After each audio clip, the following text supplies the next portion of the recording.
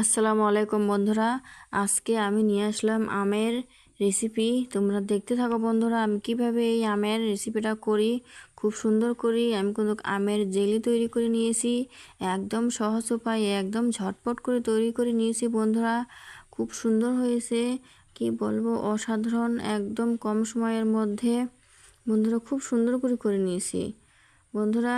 চলো দেখা যাক কীভাবে আমি তৈরি করে নিই এই আমের জেলিটা। আর বন্ধুরা, যারা আমার চ্যানেলে নতুন আছো প্লিজ সাবস্ক্রাইব করে আমার পাশে থেকো। আর সবাই লাইক কমেন্ট করো। আমের জেলিটা কীরকম হল বন্ধুরা ওটাও কমেন্টে লিখো। আর আরেকটা অনুরোধ সবাইকে বন্ধুরা, যারা আমার ভিডিও দেখে প্লিজ সবাই একটু ফুল ওয়াচ করে দিও। আমার ভিডিওটা বেশি বড় না, কিন্তু একটু ছোটোই করি, তার জন্য সবাই যেন ফুল ওয়াচ করে। এই আমের জেলিটা আমি কিভাবে তৈরি করলাম তোমরা সবাই সম্পূর্ণ দেখতে থাকো। এই দেখো, এখানে আমি কাঁচা আম নিয়েছি, 9টা আম আছে এখানে বন্ধুরা। 9টা আম, কাঁচা আম নিয়েছি, এগুলো ভালো করে ধুয়ে পরিষ্কার করে নিয়েছি। এখন এগুলো আমগুলো আমি ছিলে নিব বন্ধুরা। আমগুলো কিন্তু বড় সাইজ, খুব সুন্দর, একদম মাংসটা বেশি আছে আমের, আটিটা ছোট। আমগুলোর বাতি একদম ভালো হতে হবে, বড় সাইজ হতে হবে, কোনো আমগুলো একদম টাটকা ফ্রেশ হতে হবে। এই যে আমগুলো আমি ছিলে নিয়েছি, দেখতে পাচ্ছ বন্ধুরা, আমগুলো কোনো ছিলে নিয়েছি, একদম খুব সুন্দর করে ছিলে নিয়েছি। এই আমগুলো সবই আমি ছিলে নিয়েছি আমি। আর যারা আমার ভিডিও দেখে এখনও পর্যন্ত লাইক করে বন্ধুরা, প্লিজ একটা লাইক করে দিও। সব আমের শিলা শেষ আমার। এই দেখো, আর আমি কুচি করাগুলো তোমাদের দেখাইনি বন্ধুরা, অফ ক্যামেরা করেছি। এই যে আমি কিভাবে ওগুলো আমের আটিগুলো ফেলাই দিছি বন্ধুরা, ফেলে দিয়ে এই যে একটু আম পাল্পগুলো থাকে ওগুলো নিয়েছি ওগুলো আমি আমের ওগুলো ভালো করে আলু যেমন করে কুচি করে মোটা মোটা সাইজ ধরো ভাজি করলে সেম আমি ওইভাবে একটু মোটা মোটা সাইজ করে কুচি করে নিয়েছি বন্ধুরা। বটির মধ্যে চাইলে তোমরা ছুরি দিয়েও করতে পারো। এই যে এখানে আমি নিয়েছি, এখানে জিরে, আর ওখানে নিয়েছি পাঁচফোড়ন বন্ধুরা। এই দুটো আমি ভেজে গুঁড়ো করব, একদম খুব গুঁড়ো করব না, একটু আদা গুঁড়ো করব, মিহি করব না। চাইলে তোমরা এখানে একটু লঙ্কাও দিতে পারো, যেটা শুকনো লঙ্কাটাও দিতে পারো। এই যে এগুলো মিক্স করে আমি ভেজে নিচ্ছি কিন্তু বন্ধুরা, খুব সুন্দর করে একটু হালকাভাবে দুটো একসঙ্গে করে ভেজে নিচ্ছি। এগুলো গুঁড়ো করে নিব আমি, এইভাবে হালকাভাবে করে এগুলো ভেজে নিবা। এই যে এখানে আমি ফ্রাই প্যান বসিয়ে দিয়েছি বন্ধুরা। ফ্রাই প্যানে কোনো একটুও জল নাই, জল যেন থাকতে হয় না, জল যেন একটা শুকনো শুকনো থাকে। ফ্রাই প্যানে দিয়েছি আমি, আমগুলো ঢেলে দিয়েছি।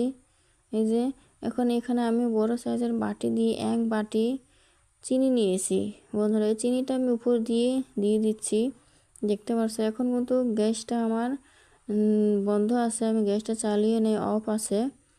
এই যে চিনিগুলো ঢেলে দিলাম, দিয়ে আমি দেখো চিনিগুলো সরিয়ে দিচ্ছি যেন ভিতরে যায়। এই যে হাত দিয়ে আস্তে আস্তে সরিয়ে দিচ্ছি চিনিগুলো।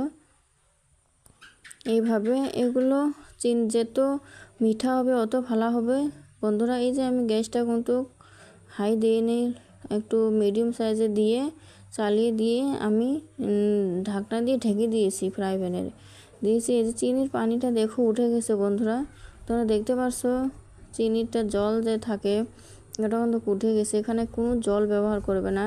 এই দেখো কতগুলো চিনির জলটা, যেটা পানি উঠে যে গেছে, যা আমটা নরম করছে, খুব সুন্দর নরম করছে না, দেখতে পারছো খুব সুন্দর আমটা সিদ্ধ হবে লাগছে আর নরম হয়ে গেছে বন্ধুরা। এইরকম জেলি তৈরি করে খাইলে কি বলবো, খুব টেস্ট হয়, একদম টক ঝাল, এরকম টক টক মিষ্টি মিষ্টি লাগে, খুব টেস্ট লাগে আমার সাথে। তোমরা তৈরি করে দেখতে পারো, টক মিষ্টি। এই যে গুঁড়োগুলো একটু এখন কিন্তু শেষের দিকে হয়ে গেছে, আমের জেলিটা আমি নামিয়ে নেব, তার জন্য আমি গুঁড়োগুলো দিয়ে দিলাম। এরকম টক মিষ্টি খুব টেস্টি হয়। আর চাইলে তোমরা এখানে ঝালও দিতে পারো, আমি ঝালটা দেইনি, স্কিপ করেছি। টক মিষ্টির জেলি আচার যেহেতু টেস্ট, চুকে চুকে লাগে, একটু টক মিষ্টি লাগে, খুব স্বাদ লাগে এরকম টক মিষ্টি আচার বন্ধুরা। এটা তোমরা বাড়িতে বানিয়ে ভালো করে রেখে দিলে তোমরা বেশ কিছুদিন এটা রুটি দিয়ে হোক পাউরুটি দিয়ে হোক বন্ধুরা খাইতে পারবে, কিন্তু খুব স্বাদ হয়, টক টক মিষ্টি মিষ্টি। এই দেখো আমার জেলিটা কিন্তু তৈরি করে হয়ে গেছে বন্ধুরা। আমি মিহি করি নেই, আমি দেখো আমার আমটা গলে গেছে, আমি মিহি করি নেই। চাইলে তোমরা একদম আমটা একটু গলিয়ে ফেলতে পারো যেন জেলির মতন একদম মোলাম, আমি ওটা করি নাই। আমটা বোঝা যাচ্ছে যে একটু ঠুমঠুম টাইপের আছে। এই দেখো কত সুন্দর হয়েছে এই আমের জেলিটা।